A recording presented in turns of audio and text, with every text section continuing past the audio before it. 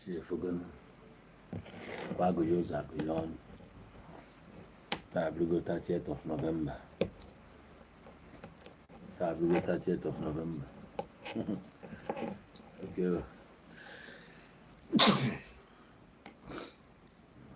Onye kpọọ m oku ọma, onye kpọọ m nke ọma ya fụ nke ọma, onye kpọọ m nke ọjọọ were isi ya bụrụ. Oso ọjị ngwa mmalite eje ọgụ ifele. Ya. Oku ọbụla ha ya kpọọ m tata bụ 30th November ya bụrụ oku ọma, onye kpọọ m nke ọjọọ. Ihu ya mụ ya na mkpume. Abego nka nsi abịa, Chief Priest Rosemary Dede, Kekosi Adam, Samuel Okorekpa, James Ofo, good morning, Ngozi Nwadike,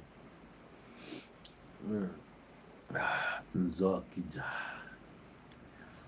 Sa Ezidon, Meche, Ijele Maputo, Ijele Maputo, Kene nwanne m, Rodi Labanino, Queen Faith, SP, Juliana Ebo, Nwalu Kenechi, Samuel Okorekpa, ezi nwanne emesi ọfọ, Uncle Prince nwanne m, Olufunke Emmanuel, Abuchinwa Okeke, Ogele, Sobre Apa, son of man. This Sobre Apa, are you from Ghana?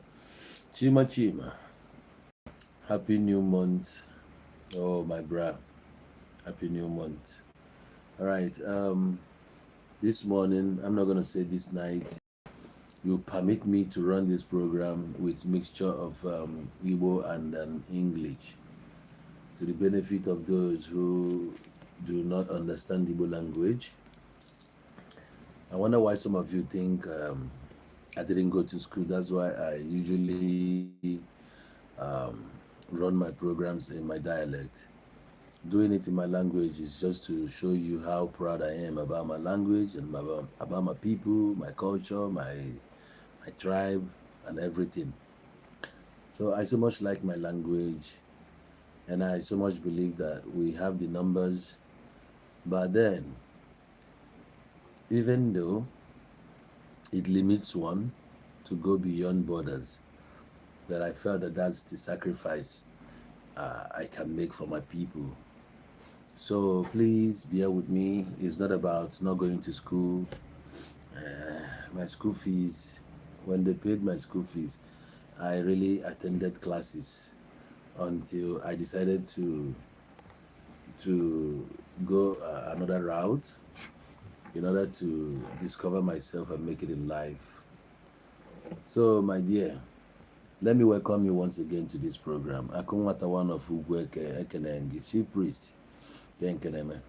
So I ran a program earlier yesterday, and somebody who was a guest in this program, he was emphasizing that we Igbos, that we do not really love ourselves. But I countered it. He said he's not happy with the way things are going, that he could only say he was proud of Igbos, but that's Igbos of those days, during the days of our ancestors, like our great-grandfathers. So I was like, what is it that they did then that we're not doing now? He mentioned about how united they were during the time they fought the Kumek War, and then so many other wars. Imagine people who engage themselves in fighting wars, not only fighting against other people, but fighting internal wars, land disputes, and so on and so forth. So I really didn't want to go into argument much with the guy, so it doesn't look like anything connected to Biafra. I will always put up a fight against it, no. But if we here can look really deep into our lives of yesteryears and our lives today, you attest with me that Igbos of today are still not doing bad, because we wear the DNA of our fathers. There are things they did which would have been done differently today. Yes. I can stand tall and tell you that there are things our fathers did which would have been avoided or we would have done differently if it was now. I try to touch on when we had stuff like, you see the way they prescribed IPOB now and designated them, like giving them bad names, saying that they're terrorists, and then because of that tag, you can kill them at will. So it's like they're outlawed. The same way we Igbos of yesteryears treated our own brothers. You see, when somebody commits some kind of sacrilege, he was prescribed and tagged Osu. Though Osu has a different meanings in Igbo land. There are people from Igbo land who thinks that Osu, not like they think, but that's how they see it. That Osu is a sacred one or someone of a higher title who communes with the gods, who are pure, chaste, and stuff.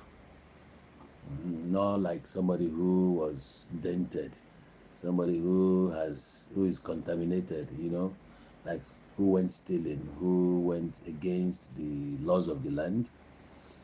So that being said, in the other parts of Igbo land, they see you as you are a total abomination. You committed a sacrilege. You deserve to be put to death, or you deserve to be banished and chased away from the land of your birth. And that thing has been there from ages till now. I even came out some time ago, like 6 years ago, to fight against that thing, to see how we can abolish it. And God's so kind. We have people who also rose up to that moment, and then we went as far as INRI. That was in December 27, 2018. We went there, and then it was done. It was abolished that there would no longer be anybody in Igbo land considered to be Osu.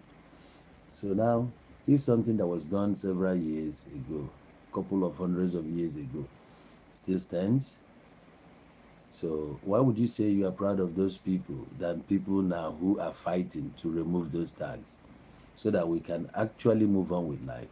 And I once made it clear to you that if you find yourself in that part of Igbo land where you see somebody who was tagged Osu as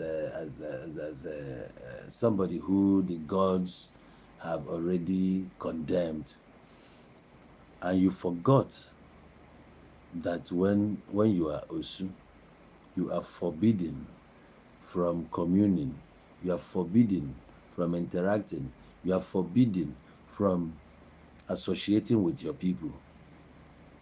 You are now like a fugitive. You go about your thing away from your homeland. Even if you are here in this land, you are ostracized, and you're not even going to communicate with anybody until the day you passed away. Now, during that period of time that you are considered to be Osu, there are things you don't do with people. Whatever you touch and anybody touches it, that same person becomes contaminated. Do you see that? Now, if you are considered to be an Osu caste and you sleep with somebody's daughter, that girl ceases to be a daughter, a proud daughter of the land. Automatically, she has become Osu, and she will just leave the family, go and be with you till the day she passes away. So that's how it has been. You don't intermarry, you don't interchange, you don't exchange anything, not even body contact. You don't trade together. So you're just not anybody anymore. You're as good as dead. So now, fast forward to these days, you can now easily go to the altar, and then the priest will give you the Holy Communion, the wine, you eat and you go home, not even minding that the person there as a priest who gave this to you is Osu. Has that not made you one of the Osus? Now we sleep around without asking questions who you are fucking. You can meet a girl, talk to her, take her to bed, do whatever you want, and then you forgot that that girl could be Osu.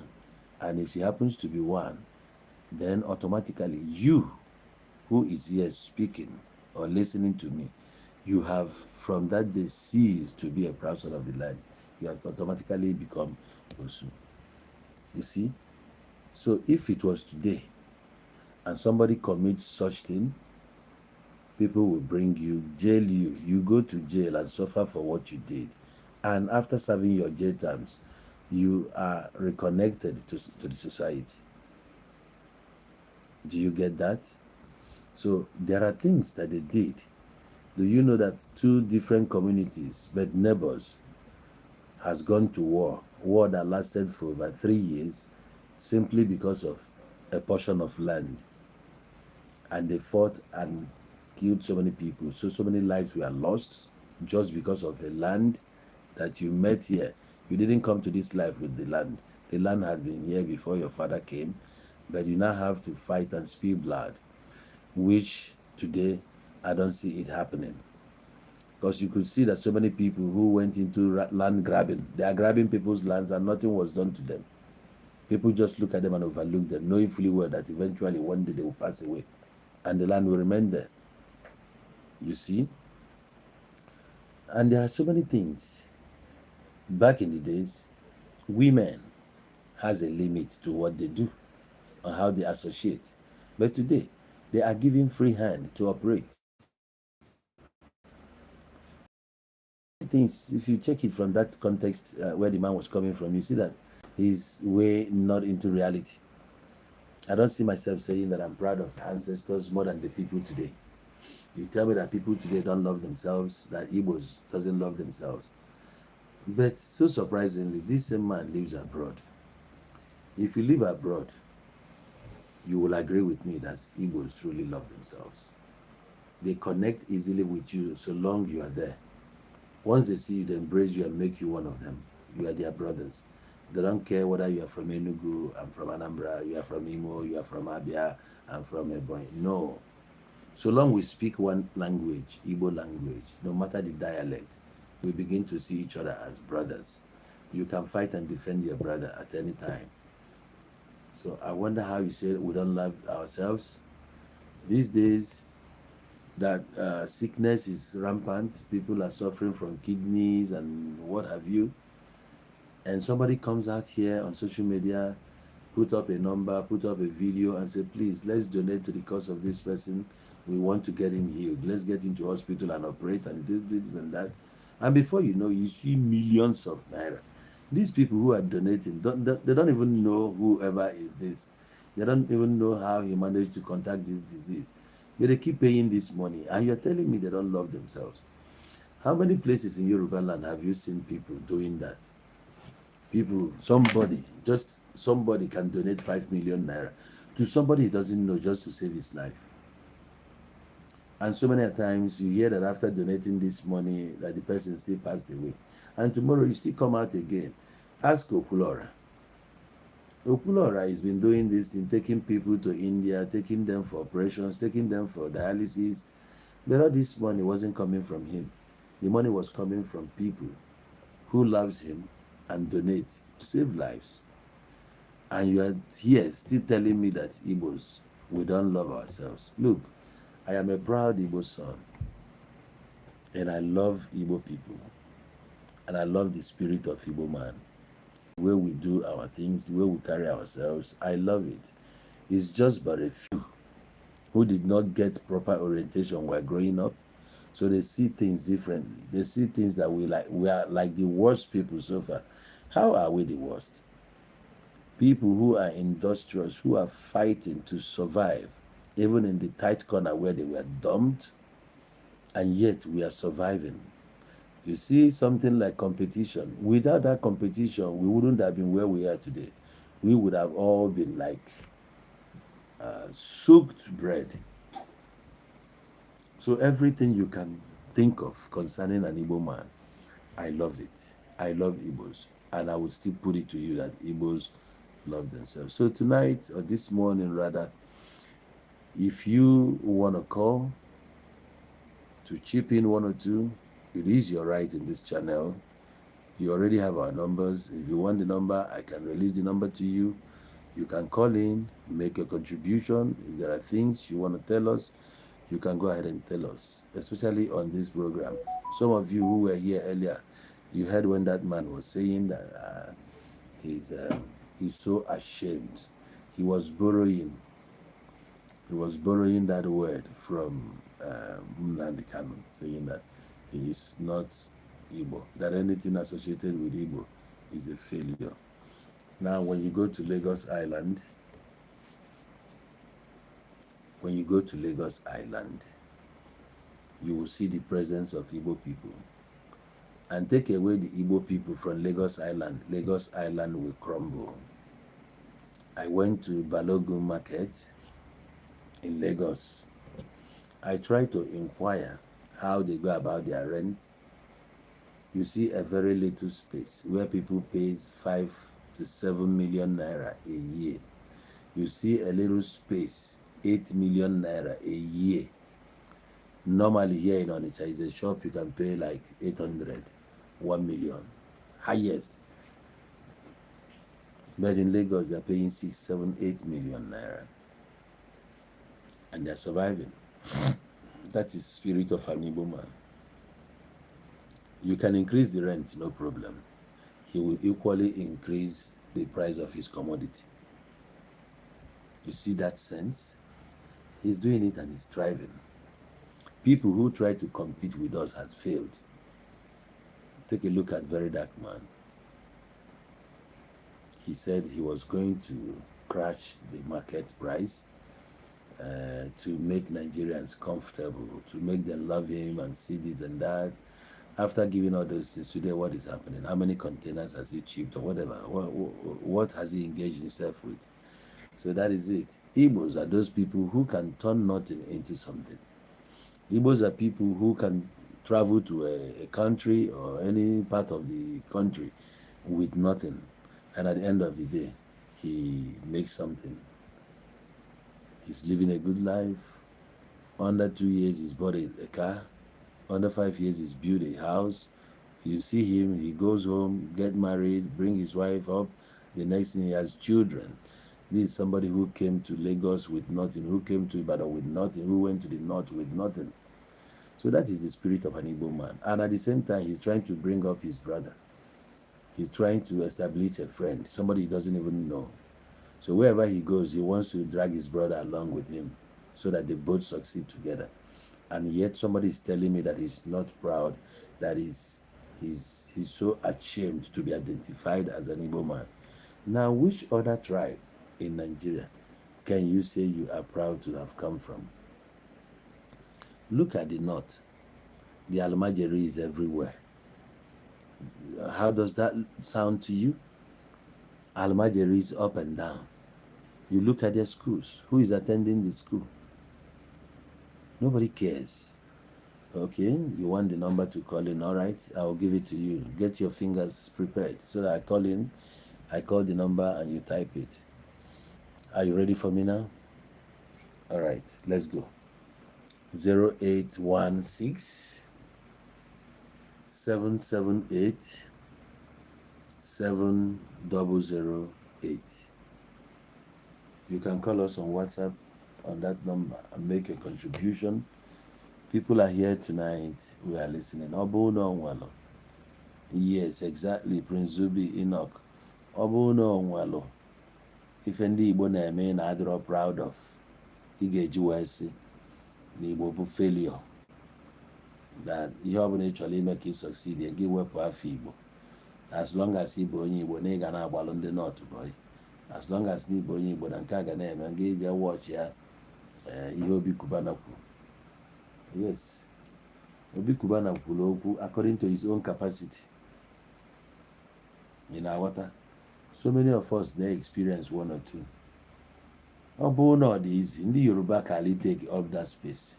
Obu not easy. In the North can take up that space. But other easy. onye Igbo jelu North go shop, nwe shop ya egotanwu 7 million naira 10 million naira na North. Yes, if na after 5 years na shop a na ị ga-eleta nwe 100 million, part of investment onye Igbo na-eme. Ịghọtago?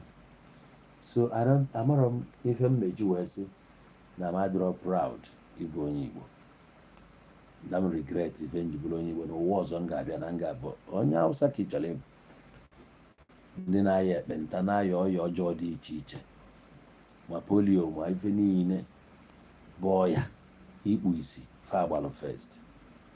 Kedu ezigbo ife eji wee malụ ndị Hausa? Ọ bụ ịkpọ ọkara na Dangote, kpọọ nke a na ndị Alhaji ọ dị mmadụ ịbata na one community ọ bụrụ ofu mkpụrụ Alhaji, onye ọbụla na-aba awụrụ okporo ụmụ nwaanyị 20 kpochikọ elu na mụrụ ụmụazị mụchisi elu na ọ ndị a ka ị chọrọ ịlaik, ọ Fulani ka ịlaik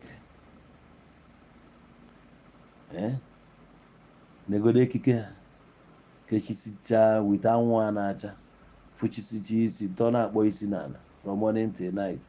At the end of the day ụmụ ihe eche aboki iburu ihene na-akpakakpa ka iji apolichi akpụ, ma iburu Sizọs emere ihene na-ekpe mbọ, ma ijekwechiri ofu ebe mụnye ọkụ na-emesu ya, ma iburu redio gị n'aka ọ na-akwụgharị gị na-efi ya na-ayịgharị.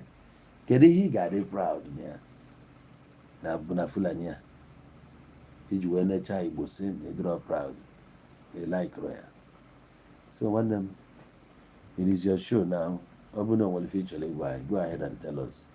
Talk about ndị Ọgbaru. What is it about ndị Ọgbaru that you want us to talk about? Etum Dolaman, what is it about ndị Ọgbaru that you want us to discuss? Ịchọ ka anyị kwuo gbasara the curfew. Onye abụ ife ịchọ ka anyị discuss about Ọgbaru. Anyị na-ekwu okwu malụ mma. Kedu ife kpatalụ mmadụ ga-eji wee sị na ndị Igbo afụrụ onwe fa n'anya? Because no nwere one or two things ime na-esi na Igbo afụrụ onwe fa n'anya. Onye Igbo golo anị kpọọ nwanne ya bịa golo, onye Igbo lụọ ụlọ kpọọ nwanne ya bịa lụọ, nọ ya bịara ya n'ebe anị ya nwere ya warehouse ya bịa. So afụrụ m ebe ị ga-esi wee sị na nọ ha mere na ịlaikụrụ ndị Igbo na ị na-regret ihe iji wee bụrụ onye Igbo. Afụrụ m ya afọ niile etinyelu ndị Igbo na ya, ndị Igbo jọmpụchara ihe ọdụ pụtacha n'ime ya. If not for anything, appreciate them for that. If not for anything, appreciate them coming from zero to hero. Tejuosho market Yaba, Moichesino Surulere. I don't know how many of you that knows that market very well. This is a market built on the Igbo na Lagos. This Tejuosho market, I commissioned after 1982 by one Ndubisi or the Colonel Kobo or something then. Now, ndị Igbo esibe anyị gbagote edebere ya high price. Ndị Igbo anọrị ya renting, onye Yoruba rent nye gị onwe ya o ji eme ọ da-azụ ahịa. Ndị Igbo emegide transform all that market that very market wee build ndị Igbo na ndị Igbo bịa gogidezie gokpọ the whole shops dị na dị ahịa. Jafia believe na enwere enu nwa na nefe alụrụ ya bụ foreign standard, ọ bụ ọdụ Nigerian standard. Maka o siri ike fụ ahịa onwe dị ahịa nwamfụ na Nigeria a ga-alụnwu standard arụrụ ahịa at that time. Ọ bụ na ịma Tejuosho market, ekpọrọ Tejuosho model market. Ndị Igbo a na-emere ihe a bụ just 12 years Igbo ji wee nụcha wọ. Ghọtago? Ndị Igbo abịa ebe a gbaba mbọ, onye gbagoro kpọrọ nwanne, onye jebe kpọrọ nwanne, onye jebe kpọrọ nwanne ya. Otu a ka ndị Igbo si wee megide wee nwuo stand there na-egorozi ụlọ around those places. Ije na Clegg Street, ndị Igbo gori ụlọ. Ije na ka ife a na-akpọsi ya street niile dị ebe a, ndị Igbo gogidere ya na Surulere niile a gogide ya go as far as Bode Thomas na be Ijecha Tedo Lawanse ebe a niile. Etu a ka ndị Igbo si wee baa Surulere tụtụkọ everywhere. Say they draw proud of these people who came to Lagos with cellophane, nylon bag, plastic. oge m bịa Lagos ma akpa m ji wee bịa Lagos o nwere akpa ahụ a na-ele mgbe a na-ese ya ka ebe a na-akpọ ya a na-ese ya elephant ọ waterproof mana edizaịn ya ọ dịka $2 ka a na-ere ya mgbe ahụ ka 20 kobo sef normal waterproof 20 kobo nke a na-ese elephant ọ ya ka many people ji wee metara afọ chiri mkpụrụ akwa na ọ na-egha ya chiri akpụkpọ uti n'ime ya na udegu na kombugu na ebe ahụ ejebere onwe m ije ebe ahụ ịgbaba mbọ wee bụ na ndị a gbagidelu mbọ gbagide mbọ wee lụzie nke na fa krọsụrụ na Surulere nwa banyekwazie Lagos Island mba akpọna na this number akpọna na this number ihe na-akpọ South African number enye gị Nigerian number ị nwere ike ịkpọ kpọọ anyị na Nigerian number echi kpọọ anyị na Nigerian number 08167787008 so ndị si one a wee gbagide mbọ wee luo to this stage ka esi na ịdịrọ proud of kedu ndị dị proud of ịdị proud of ndị Yoruba ndị Awolowo nyalụ scholarships nyefa that as a Minister of Finance o nyefa the opportunity ịnakọlụ loans na bank welu loan ahụ enyechara ha wee gosi ụlọ lụsịa ụlọ na Lagos after ka emechara ibe niile afa mere what happened ọkwa ndị Igbo ahụ esiziri nye 20 pounds ha mechaziri gokpo ụlọ niile ahụ rendazie ndị eneghi renda aha ha bụzia tenants from landlord to tenant go and make your research ka o si wee dị na Lagos today all the landlords enwere in the 70s and 80s today bụzi tenants to those boys fan ọbọsị akpọgotachara na Lagos ma ndị akpọgotara 1995 ndị ebidara 1997 ndị ebidara 1998 ndị ebidara 2000 today ha bụzia na landlords ana ogoro ji ụlọ pịatuo ya completely mee a fresh foundation dozigharịa ya ịrụzie ị na-afụsi standard of ụlọ a na-alụ na Lagos of course anyị maalụ standard ndị Yoruba malụ standard ndị Igbo ọ bụrụ ofu standard Igbo bụ ndị nwelụ standard Igbo nwelụ standard etu ọ bụ na isi chọọ ya iruo na Lagos ịmaala ife ofu mkpụrụ moto kwụ na ya ebe ị ga-anọ fụ ofu mkpụrụ moto kwụ na 60 million 80 million 120 million ofu onye akpọbagide ya kpọbịa more than 20 na car stand ya ofu onye Igbo onye nyere papia 20 pounds ụfọdụ enyeghị mpa ha shishi mpi a na-ete nkwụ sef mpi ojere bank wee na-ekwu okwu 20 pounds today onye ọbụla rise gbagote ije na villages a na-alụ multi-million naira houses residential houses ị na-ajụgide ebe ife mansions ọ ife ndị Igbo na-alụ iwe sị na ịdịrọ proud of these people ndị ga-ezute gị n'ụzọ ịkọ problem fa solve your problem na-aga ebe ọ na-aga these are people ụfọdụ egburu nna ha na the Biafran war they grew up homeless some of them go to without their parents bro orphans because of the war ụfọdụ bụ scholarship ka fa ji wee gụọ akwụkwọ ebe ụmụ nwa na-ekwu ya ewin scholarship 1989 but I was denied it. I'm telling you, I won a scholarship for free education in the country to any level. So what happened? Did I get it? I never got it, even though my name was announced on NTA News, NTA News 9 o'clock. Did it stop me? It didn't stop me. I had to continue fighting. I never gave up. Anya de mabro. We are hardworking people. Anya de arụ agboro. Ọrụ agboro efuziri taa bụ nke ndị mmadụ jeje mụta na Lagos wee bubata ebe alaghị. Ọ bụrụ ka esi load moto. I can tell you in the 80s ka esi eme. In the 80s ihe enwe conductor. Mana anyị enwesi ụdị moto adịghị. A nakọta efu Hiace ma efu Nissan or van ma ndị otu ya. Mana o nwere ka esi eme ya. Ada eme ihe agburu a onye bịa ọnụrụ na-ese Igbo na main road na-ekwu okwu ka onye isi gbariri ọ ya mụtara na Yoruba land. Onye Yoruba na azụ isi ya ka ọ na-eficha mgbe ọbụla o ji hanki onu ya ka ọ na-eficha mgbe ihu ode eficha their mentality nwụrụ anwụ ndị be anyị je mụta ya maka ihe ọjọọ ka a na-amụta ịghọtago ndị be anyị bụ ndị nwere standard even in the area of medication. Anyị nwere our own physicians, anyị nwere our own doctors na ihe niile na-eme their own research with ihe anyị nwere na be anyị ka anyị ji treat our people. So afọ ọma area ya anyị na-eme ị ga-asị na draw proud of anyị nwa. They prefer the older generation to this. Those generation face ya ihe anyị na-face now. The tribulation the kita famwe face there as much as I na fear kita. Challenges dị now. Upon etu esi wee debe ndị Igbo. Ịbịa in tech now. Ịbịa in technology. Ndị Igbo na-emebe ọfụma in that area. Not minding. No nwere ebe esi wee franchise anyị. Disenfranchise anyị. But we are still competing proudly. Na-eme ihe anyị na-eme. Kedu ebe anyị na-represent ọfụma ị ga-eji wee na generation anyị si na ya eme ọfụma. Beauty pageant a na-eme. Beauty pageant anyị na-eme. Anyị eme na ọfụma. Bianca Ojukwu, nwunye nna anyị ukwu Ojukwu, was once Miss World, abi? Ka ọ Miss Commonwealth. O winụrụ ya. Chidimma Adechina nke nwanne nya o winụrụ Miss kwa mamụ Miss ihe o winụrụ. Nya winụrụ onye Igbo. Anyị na-compete fairly na-eme ọfụma. Okay, even match agba n'abalị a. This Premier League agba n'abalị a. Fulham gbalụ against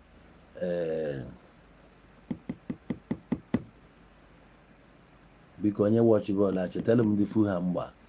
Ịfụ na that pitch na-enwegodoro ndị Nigeria ịnọ. Pasinia, Iwobinia, Guinea Ogu, something eji Ogu or so thereabout. And then enwekwara onye Igbo ọzọ na ya. So since this night I nwere Chinedu Chukwueze ọ na ebe a ife a bụ ndị Igbo fa na compete ọfụma. Ịbịa na Premier League today ndị Igbo nọ na Premier League pekata mpe na Premier League na ndị Igbo nọ na ya pekata mpe ya bụrụ mmadụ 8 na Premier League. Ịgụba ndị Igbo na ya n'ọnụ anyị ruru 8. Esi na ya dem ọfụma na draw proud of us. Ọ na boxing ka Igbo na-anọrọ. Ọ na gymnastics ọ na ọsọ ka anyị na-anọrọ. Even na Super Falcons ndị Igbo na-compete ọfụma. In the area of hospitality, can I na medical field? Yes, Tottenham. Yeah, thank you. In the medical field, anyị nwere enough doctors and nurses, even night people outside. I'm an export. Ndị Igbo na-eme ọfụma. Ụzọ ọbụla isi na-enya, ị ga-adịrịrị proud of ndị Igbo.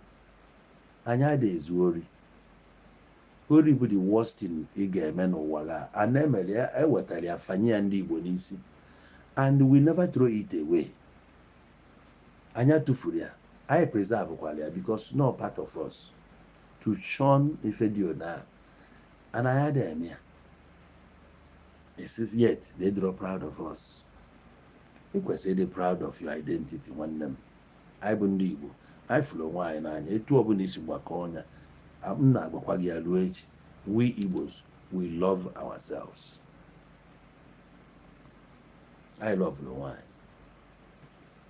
Onye Igbo kita na-enesi anya. O nwere one man egosi video ya lụrụ ụlọ rụọrọ ụmụnne ya niile ụlọ. Ọkwa anyị fụrụ ya. Ofu onye Igbo wee dala ebe niile ruri ka ọ sị na o ji alụ ụlọ abụ ka ọ hapụ inwe nwanne ya nke ga na-efilu somehow. So ka onye ọbụla feel o good. That's why o ji wee lụọ dị ụlọ na lụọ ọrụ fịa. And etu a ka ọ dị na different communities ije efu ebe ndị Igbo. Ofu onye ga-apụta lụọ ọrụ ya na ụmụnne ya. Ụfọdụ na-edupụsi ụmụnne ya abroad. Ọ bụ na nne ejifa ise o make sure na ya setụlụ onye ọbụla ka ha dị oke. Ọsọ ndị Igbo na-eme ya. Ndị ọzọ ahụ eme ya. Ịma tribe na-eme ikwu. Ndị Hausa chọrọ ka ọ bụrụ n'ọsịsị ya ka a na-anụ afịa. Ọ bụrụ Alhaji ọ jee eme ka nata. Ọ bụrụ gị Alhaji onye Yoruba bụ ihe a ka ọ chọrọ ka a na-ebuga. Yes, enwe ebere echi eze na mmadụ eke na asị na ka sị na ịgụba Premier League ihe afụ na ndị Igbo gbagote in numbers. So from ebe anyị na-ana azụ ị ga-eji sị na afọ anyị apụtara mana oke anyị tọrọ n'akụkọ. Oke anyị atọrọ n'akụkọ. Anyị na-compete favorably in all areas of life. Ebe ọbụla a na-compete anyị nọ dị ya. And we are doing well. All the important countries of the world ndị Igbo na-emekwanụ legit work, na-eme ya, na-eri nri, na-akpata ego. Chukwu na-bless anyị maka na anyị bụ ụmụ aja Igbo. So gịnị bụzi that thing onye Igbo na-echere ya wee sị na ya regret ọ karịa mma na ya bụ onye funanya. Ọkwenye nọrọ ebe ọ na-anọrọ na-agụ ya iche na ije ugwu Hausa ebụrụ onye Hausa na ọka alụgo mma. Kedu ndụ ha na-ebi ihe a ha ji wee ka anyị mma? Kedu ndụ efu ha na-ebi iji wee na-asị na-prefer ka ị bụrụ onye saịdị ada na ịbụ onye Igbo? Disemba na-eru kịta a ga-eme palliative. Many people na-emelụ ndị be ha palliative. Many communities they receive multiple gifts every December because na their sons batara ụlọ. Gị nwanyị nọlụ ị na-ekwu ụdị okwu a because of ideology somebody na-preach na-etinye n'ime unu. You cannot see every other tribe na struggle in this country that nobody also do one struggle. Everybody is struggling. But in Indonesia, ị ga-afụ na the whole tribes they put together, but no one day got compete with you. No one day got compete with you. Abia in the area of Ekpo brain, eka hancha poor brain. That's why ejibia na school. Well, no set here the standard. E set here the standard. Debelu ga n'enu ebe ni. Ina ebe wa eji wee debere ga n'enu ebe ni. Ma ma na ya emere bụ ka o mee ka brain go dịkwuo chapa. Ndị ọzọ ndị enyere 9, ụfọdụ ka enyere 13, ụfọdụ ka enyere 18, enye nke gị 130 something. Ndị a tiri ya na ịma na o nwere ihe afọ wee tinye ya like that. Ha mago na emele anyị na onye Igbo ga-cross the hurdle. So ọ bụ na onye Igbo ya cross the hurdle ka edebe ebe a ka onye aka ka ndị ọzọ nwee ike fight war for themselves. Or if I'm for there. So mgbe mmadụ na-eme datin na nwere ike ka ewere ife dịka housemaid mat ebe madam na-agba oge ọbụla na-etinye housemaid ozi ya sie nri, saa efere, saa ụlọ, jee saa toilet, gaa afịa gote ife, jee mee nka mee nka. Nwa nke ga nọrọ na-apị iPhone, gịnị a na-akpa nkata nke a na-agbagharị na kichin osicha ọbịa paasị ya unu. Ị maazị dat na mgbe ị na-eme ihe a na nwa a ka ị na-eme equip for future na nke gị ka ị na-edestroy ma ị marọ. Eventually nke gị ga-anụ dị ma emere ọfụma na be di medin ejezie bụrụzia mana oge ị na-eme iche niile emegide. So etu a ka ọ dị. Na-enwe ihe a na-eme ndị Igbo iche na mmegide. Ewepụ ihe a na-eme ndị Igbo anya karịa iru ebe anyị ru na the spirit anyị nwe iji wee hụzụlọ anya karịa inwe ya. Gị nwatara bụ jebe obodo oyibo ike ala ije dị ya. Ndị Hausa nọ n'obodo oyibo a, Akwa Ibom nọ n'ebe a, ndị Ikwere nọ n'ọdị a. Etu a ka ị ga-esi gbakọcha anya ọfụma. Efu na ọnụnwa bụkwa ndị ọ na-ada n'obi to travel out, to go and hustle, to go and work, make that money and nachigata. Si ebe spend their millions gaa China bubata ngwa ahịa ebe a. Also onye Igbo ga-emenwu ya. In transportation line, ndị Yoruba mebe nwe nke efuru a na-emebe ọfụma. I remember those days ije n'Ido Park. Iluo n'Ido Park, efu ndị Igbo na-ele odugasị. Ya afụkwa ndị Yoruba ahụ, mana of few. Very few. So efu na every area a na-eme. Even in that Lagos, most of the banks in Lagos, jee ka ifu na ndị Igbo na-arụsị ọrụ ebe a. Every bank dị na Lagos, jee ka ifu ya. Jee nene. Top hotels nọ na Lagos, jee ka ifu ndị nọ ebe a, ọkwa ndị Igbo. You should be proud of ndị Igbo. You really should be proud. So this morning, I'm not going to drag it for too long.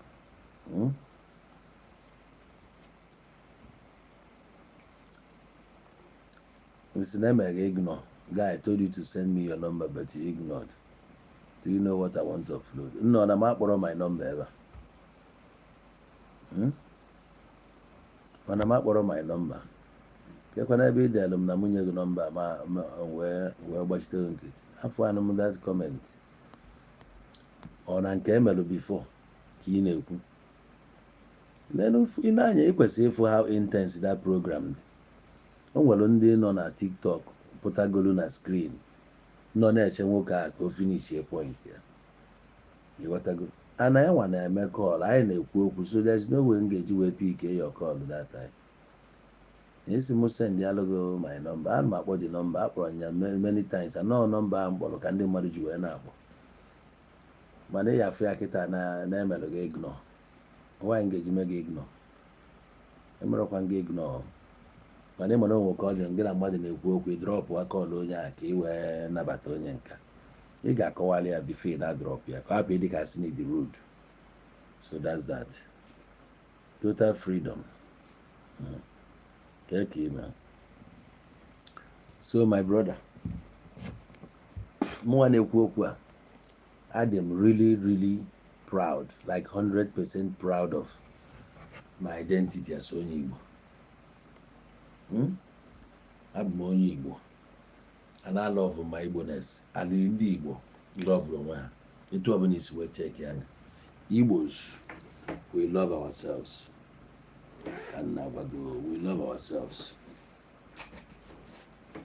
You ga-etinye agbamnkwụ na many people see different places donye lụghị arụ. Tinye arụ n'ihe ị na-eme. Mee ya occasion onwe iru. Ị ga-etinye occasion na Lagos, mmadụ ga-esikwa ebe a gbaa flight bịa ahụ dị occasion. Ị na-asị na ya afọ onwe anyị n'anya. Onwekwa eziokwu dị n'ihe ahụ. Onwe eziokwu dị n'ihe. And ka nji nkaba arụ gwa gị something nwanne m. Ka nkaba arụ gwa gị something. Try ya ka ịkopụ onwe gị from ụmụ ife eye service. Na your chairman onye isi nji ihe a mere slogan. Ejikweni ya wee mere slogan. You got to go. I'm not an Igbo. This, that, and that. Abụ ya ka gị nwa ga-eji ya ekwupụ na ịbụrụ onye Igbo. Before iji wee bụrụ anything ọ bụla ịbụ n'ụwa, first thing first, onye Igbo ka ịbụ. Before iji bụrụ a Christian, ịbụrụgo onye Igbo. Before iji bụrụ a businessman, ịbụrụgo onye Igbo. Before iji baa gị afa, ịbụrụgo onye Igbo. Go. I don't want to say anything concerning when you were in your mother's womb. But that very second, Mago Moputari, Igbo onye Igbo. Go. So, issue of Igbo. Issue of Nandi Igbo, Afro Nwananya, bụ a total lies. Go. And the mother say, "Nia regret, nia bụ onye Igbo." One them is a very wrong language, very bad idea. Ọ bụrụ na iso na ndị na-ekwu ụdị okwu a, nwanne biko stop ekwuzina ya. Enu na anụ ife ị na-ekwu, anyị na anụ ife ị na-ekwu. O nwere ihe okwu ihe ekwu, anyị na-agbaghị mgba without you knowing it. Anyị ya na-ekwu ife anyị bụ nwaanyị. Ịghọtago? Gị na anyị nọ every moment. Imere na-eche na nke na-azụda ọkpa. Gị nwazi na onwe gị. Ọnwa aja anyị ka ịbụ ya ga-aghọta ya na-ekwu. What is anyị? Jee ka ịmali febe anyị. Jee mali febe anyị. Ịkpọghị anyị ịkpọ onye ala ma ọkwa na ana. Jee ka ịghọta ihe ọ bụ. Thank you. Ujunwa Njako Okoyesi Ijele doesn't like ndị Igbo. Kedu ife Ijele mere o ji wee na-like ndị Igbo ma ọ bụrụ na ajụọ gị? Kedu ife ọ na-eme kedu ife ọ na-eme ngị nwa afụtala iji wee sị na ọlọvụrụ ndị Igbo? Biko tell us. Ọ bụrụ na ịma type nwee kpọọ anyị na phone, you make your contribution. 08167787008 kpọọ anyị.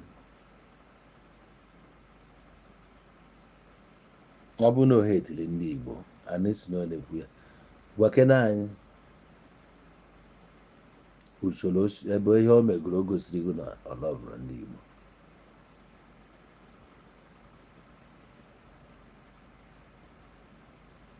So ama na before ị ga-type ya na ọ ga-afịa right out na ị ga-akpọ akpọ, but since you want desire to call in, it's fine. So ọ dịgo close word. So ụmụ ibe m, ana m achọ ka m draw the curtain. I call onye a day. I call onye a day, but don't let anybody deceive you. Ijele enwere ka o si wee hate ndị Igbo, ọ like ndị Igbo. Yes, ọ like ndị Igbo. Ọ bụrụ na ị ga-ewetu obi gee ntị n'ihe ọ na-ekwu, ị ga-aghọta his point. Mana o nwere ike ị na-aga program ya, ị na-enene vidiyo ya wit iwe n'obi, based on na ya na Nnamdi Kanu nwee kapasiti wee nọrọ. So I beg you, don't like the guy. Mana ọ bụrụ na ị ga-agwa onwe gị eziokwu, ị ga-eche ihe ọ na-ekwu, ị ga-ekweta na ihe ọ na-ekwu bụkwa pịọ. Na mụ nwachara onye si ya, let go, let's face something else, but you cannot force him. So wherever you find yourself, please let your flag fly so high as onye Igbo. Be proud of who you are. Be proud of your fatherland. Be proud of your identity. Be proud of onye ebe Igbo, your family. Ya maara unu mma. Ụtụtụ anyị ga-abịakwa together. Nwa onye a ga-achọ achị n'etiti anyị. Ya gazielu unu. Ọ gazie na Eke, ọ gazie n'Orie, ọ gazie n'Afọ, ọ gazie na Nkwọ, n'Afịa, naanị ụbọchị na anọ Igbo jibiri.